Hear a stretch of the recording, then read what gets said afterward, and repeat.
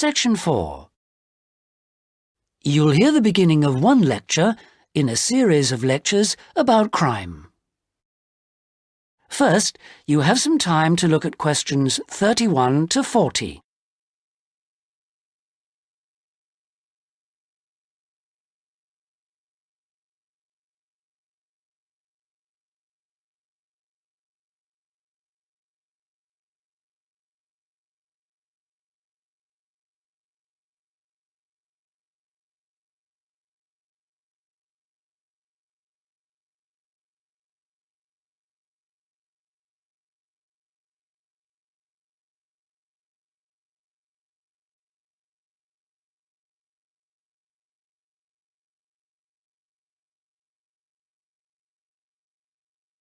Now listen and answer questions 31 to 40.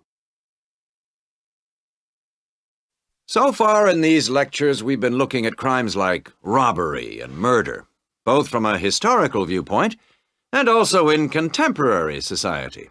And we've seen that the preoccupation in Western society with crime and with lawlessness is part of a long and continuous tradition, rather than something which is new and unique to modern society. But over the past 70 years or so, there has been a massive increase in one type of crime, which is what's known as corporate crime. Corporate crime is crime which, as the name suggests, is connected with companies, with business organizations.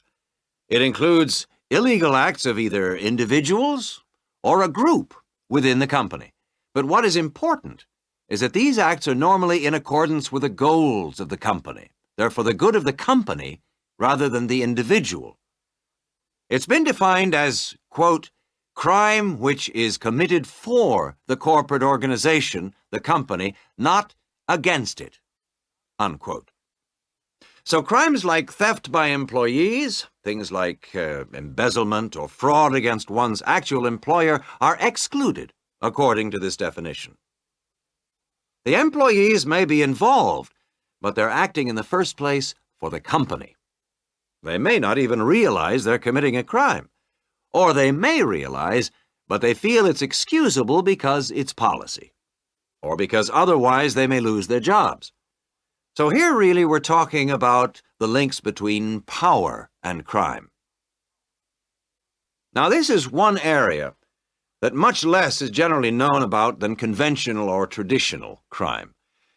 It has been relatively ignored by the mass media.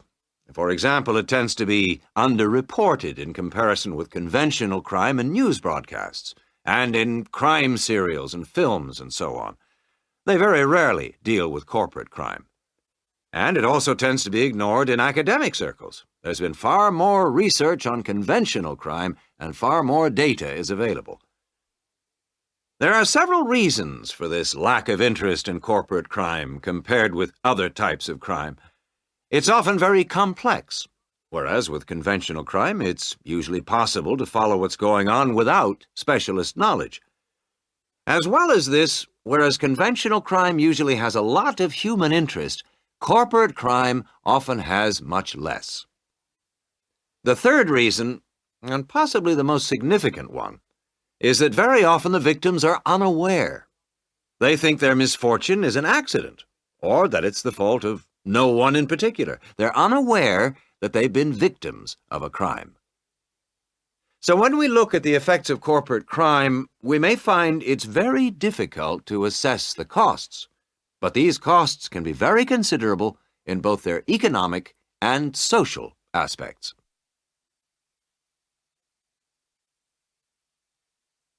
Let's look at the economic costs first. For example, if a company is producing fruit juice and it dilutes its product so that it's just a little below the concentration it should be, many millions of people may be paying a small amount extra for their carton of orange juice. Now, small amounts like this may seem insignificant for individual customers, too small to worry about. But for the company, this deception might result in massive illegal profit. However, all studies of corporate crime agree that the individuals are in fact deprived of far more money by such crime than they are by conventional crime like robbery and theft. In addition to this, we have to consider the social costs of corporate crime, and these are again very difficult to assess, but they are considerable. They're important because they can undermine the faith of the public in the business world, and also, more importantly, because the main group of people they affect are in fact not the richer sections of society, but the poorer. So here, companies are robbing the poor to benefit the rich.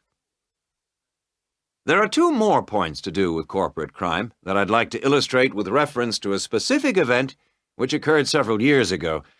This was an explosion of a large oil tanker, which caused the loss of more than 50 lives of the crew. It was an explosion which never should have happened, and a subsequent inquiry laid the blame not on anyone who had actually been on the tanker at the time, but on the owners of the tanker. They had deliberately decided not to carry out necessary repair work on the tanker as it was due to be sold, and it was this lack of repair work which was directly responsible for the explosion. Now, this illustrates 2 points to do with corporate crime. First of all, that it does not have to be intentional. The owners of the tanker certainly did not intend it to explode, but very serious consequences can result from people or organizations not considering the possible results of their actions seriously enough. The main crime here was indifference to the human results, rather than actual intention to harm anyone, but that didn't make the results any less tragic. And this leads me to my second point, that corporate crime can have very severe consequences. It's not just a matter of companies making bigger profits than they should do, but of events which may affect the lives of innocent people. And yet very often, companies, because they say they didn't intend to harm anyone, can avoid taking responsibility for the results of their actions, and that has been a very dangerous loophole in the law. Now, a further example of corporate crime was that That is the end of section 4. You now have half a minute to check your answers.